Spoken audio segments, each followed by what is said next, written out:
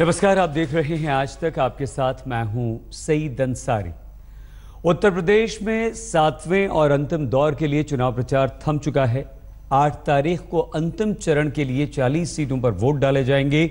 40 सीटों का ये चक्रव्यूह हर पार्टी के लिए नाक का सवाल है।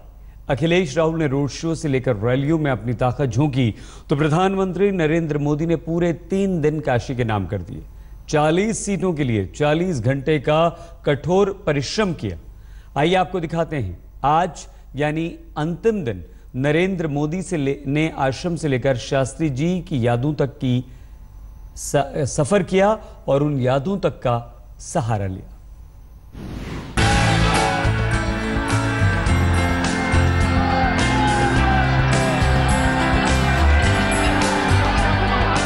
वाराणसी में पीएम मोदी के दौरे के तीसरे दिन का रंग देखिए।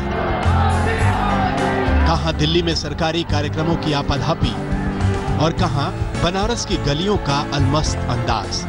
पीएम मोदी पर भी बनारस का रंग जमकर चढ़ा। गढ़वा आश्रम में पीएम ने गायों को चारा खिलाया तो गलियों में पैदल घूमते हुए पीएम शास्त्री जी के घर पहुंचे और घर पहुंचकर पूर्व पीएम के पसंदीदा भजनों में डूब गए।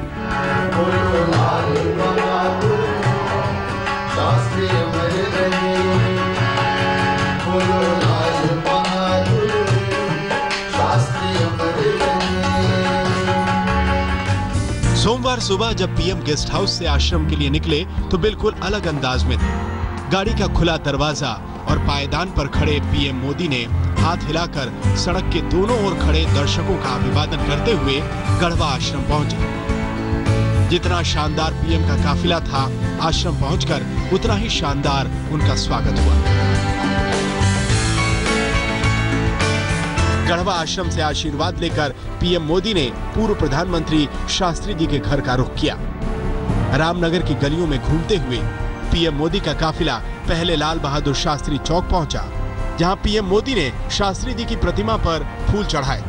लोगों का हुजूम यहां पहले से जमा था और माहौल किसी रैली से कम नहीं था।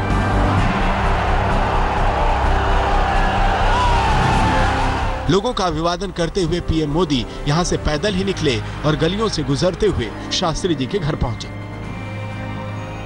जिसे अब संग्रहालय बना दिया गया है। पीएम ने यहां शास्त्री जी को श्रद्धांजलि दी और उनके प्रिय भजनों को गुनगुनाकर उन्हें याद किया।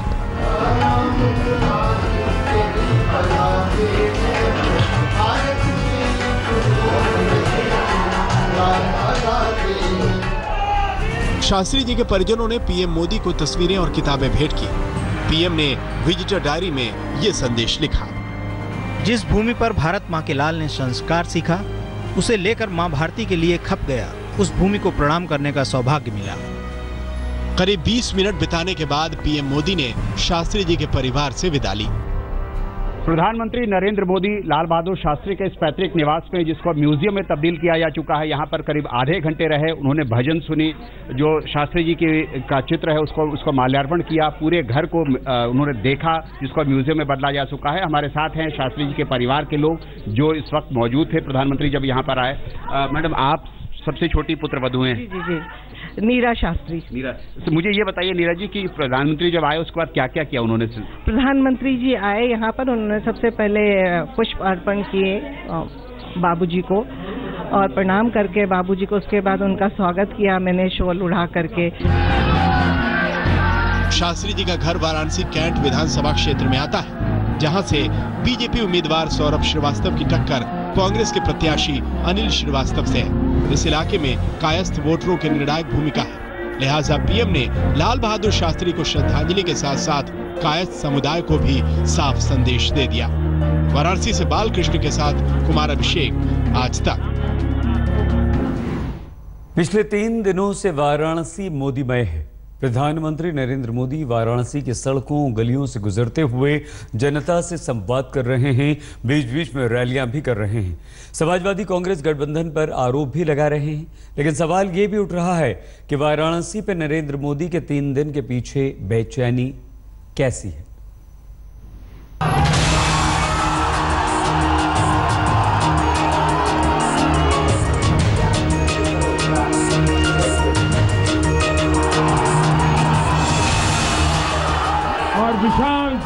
पधारे हुए मेरे प्यारे भाइयों और बहनों, उत्तर प्रदेश को सपा बसपा कांग्रेस से मुक्ति दिलाने का एक भगीरथ काम करोगे, ये मेरा विश्वास। वाराणसी में मोदी का तीसरा दिन भी विवाद से अछूता नहीं रहा।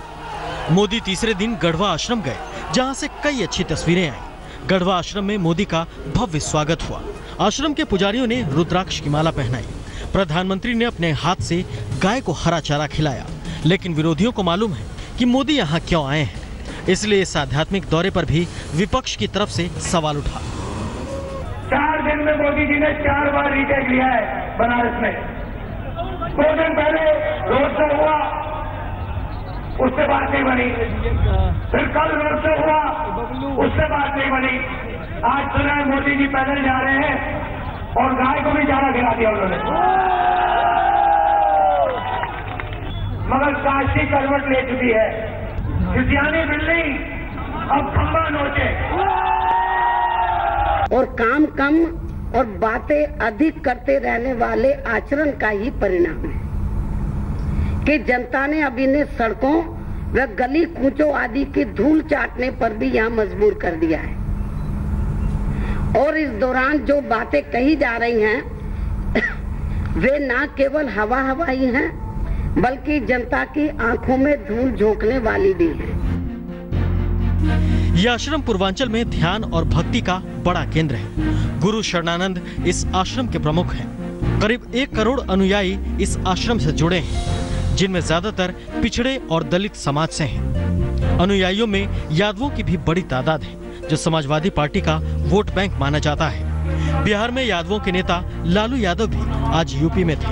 पीएम मोदी पर उन्होंने भी हमला किया।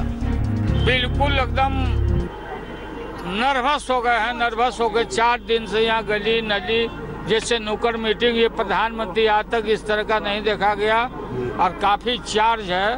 ये प्रमाण है कि वो बुरी तरह से हार गए हैं। यहाँ कोई सरकार भाजपा का नरेंद्र मोदी का नहीं बन रहा है। भागे भागे चल रहे हैं, जैसे खराब भागता है वैसे भाग चल रहे हैं।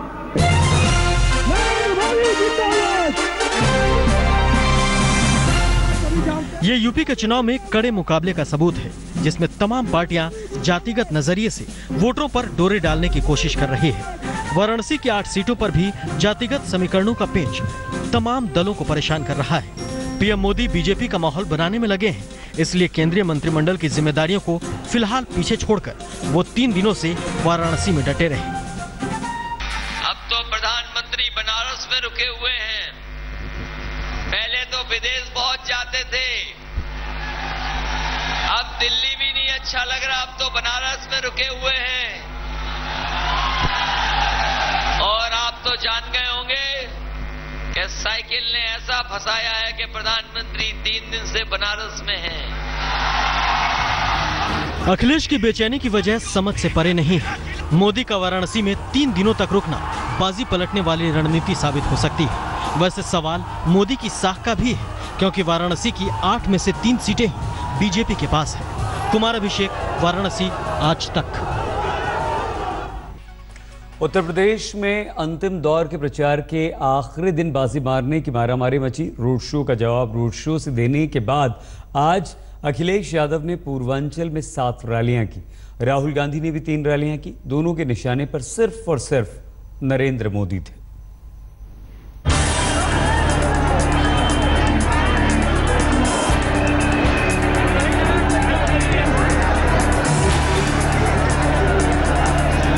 वाराणसी में आखिरी दौर की जंग में अगर मोदी ने दम दिखाया तो पसीना राहुल गांधी और अखिलेश यादव का ही बहा। काशी की सड़कों पर अखिलेश राहुल की ये वोट यात्रा इस बात का सबूत है कि वाराणसी की चुनावी डगर कितनी मुश्किल रही। ये प्रधानमंत्री कहते हैं कि 2 खुनों का गठबंधन है, एक दिल्ली वाले, एक लखनऊ वाले। हम उन्हें प्रधानमंत्री को बनाना चाहते हैं। ये 2 खुनों का गठबंधन नहीं है, 2 युवा नेताओं का गठबंधन है, जो देश की राजनीति को बदलने के लिए काम करेगा। मोदी की तर्ज पर बाबा विश्वनाथ के मंदिर में अखिलेश की भी भक्ति अर्चना दिखी। वैसे प्रचार के आखिरी दिन भी ये अखिलेश राहुल की जोड़ी चुनावी पिच पर पूरी ताकत से जमी है। आखिरी दिन राहुल गांधी मोदी पर पूरी तरह हमलावर नजर आए। मोदी पर तंज की शक्ल में राहुल ने कई आरोप लगाए। और मेरा कांग्रेस पार्टी और समाजवादी पार्टी का गठबंधन हुआ, तब से मोदी जी के चेहरे पे जो मुस्कुराहट थी वो गायब हो गई, चली गई, खत्म हो गई।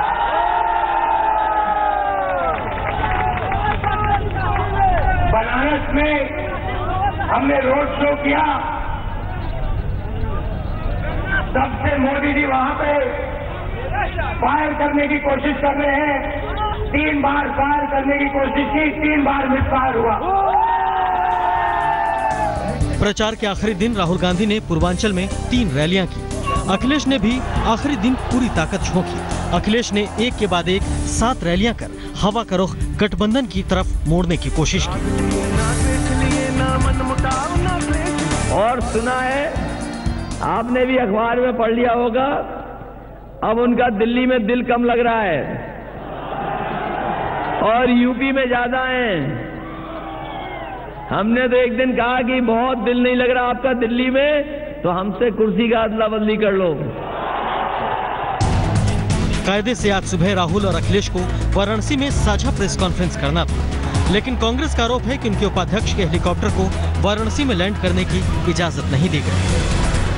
बीजेपी वाले लगातार फोन कर रहे हैं, देखिए हमने इतना बड़ा रोड शो किया, कांग्रेस वाले डर गए, उन्होंने अपनी प्रेस कॉन्फ्रेंस ही कैंसिल कर। ऐसा जहाँ तक भाजपा वालों का सवाल है, आप भी यहाँ बनारस में और हम लोग भी हैं, उनको 2-2 बार रोड शो करने की जरूरत पड़ गई, क्योंकि राहुल जी और अखिलेश यादव जी का अभूतपूर्व अद्भुत रोड शो यहाँ बनारस की जनता ने देखा और सबने देखा कि डबल नहीं 10 गुना ज़्यादा भीड़ उसमें थी। तो घबराया कौन है, इस सब जानते हैं। भाजपा को यहाँ प्रधानमंत्री जी को 3 दिन रुकने की आवश्यकता पड़ गई, ये अपने आप में एक बहुत बड़ा संकेत है कि वो बिल्कुल अपने आप में आत्मविश्वास खो चुके हैं। दीपेंद्र, बीजेपी का उल्टा दावा है, वो कह रहे हैं कि पीएम वाराणसी के सांसद हैं और यहाँ पे वक्त बिताना मतलब वो वाराणसी से जुड़ना चाहते हैं, यहाँ के लोगों की मदद करना चाहते हैं, काशी को क्योटो बदलना चाहते हैं, ये नहीं कि वो डर गए, हालत खराब इसलिए। देखिए, प्रधानमंत्री जी हैं, वो समय बिताएं, मगर पूरी की पूरी कैबिनेट यहाँ पे है, सारे सांसद यहाँ पे हैं।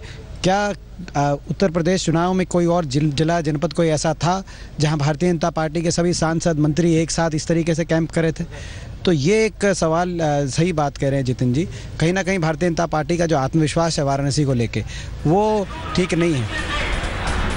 8 मार्च को पूर्वांचल की 40 सीटों का जनादेश ईवीएम में दर्ज हो जाएगा। 2012 में समाजवादी पार्टी ने 40 में से 23 सीटें जीतकर मुकाबले को एक तरफा कर दिया था, लेकिन 2012 और 2017 में फर्क है। तब मोदी का राजनीतिक क्षितिज पर उदय नहीं हुआ था। अगर समाजवादी पार्टी नतीजे दोहराना चाहती है तो उसे मोदी का सामना करना होगा। आज तक ब्यूरो। बने रहिए हमारे साथ, देखते रहिए आज तक।